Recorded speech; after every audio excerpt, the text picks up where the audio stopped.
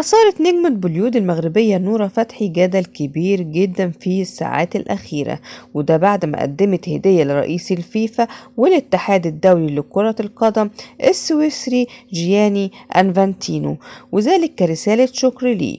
يعني كانت بتشكره لأنه هو اختارها إن هي تكون مشاركة في أحد أغنيات المونديال والحفلات اللي خاصة بمونديال قطر 2022. طبعا الهدية أغضبت الجمهور المغربي جدا، وعلى وجه التحديد هي عبارة عن حذاء رياضي. يعني بتهديه حذاء رياضي بس مش أي حذاء، الحذاء خاص بلاعبي كرة القدم بس عليه علم المغرب.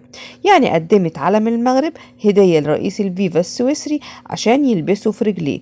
طبعا اعتبروها المغاربة انها هي اهانة شديدة جدا، وكلنا طبعا بنعتبرها كإهانة شديدة جدا لأي بلد من البلدان، لأن العلم ده حاجة مقدسة جدا ولازم يبقى مرفوع فوق، ما ينفعش يتلبس أبدا في الرجل.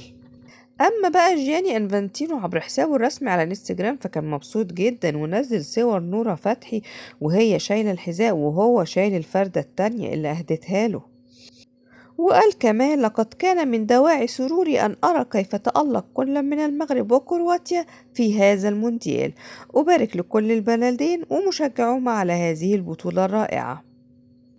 أما بقى عن السوشيال ميديا ورواد التواصل الاجتماعي فهاجموا نورة فتحي بشدة طبعا.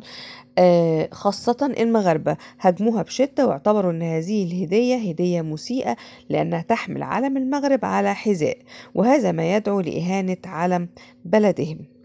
أما أنا في رأيي الشخصي فكنت ممكن تهدي أي هدية غير إن يكون علم بلادك كجزمة أو حذاء في رجل رئيس الفيفا أو أي حد في العالم. وما تنسوش اللايك والاشتراك عشان يوصلكم كل جديد. سلام.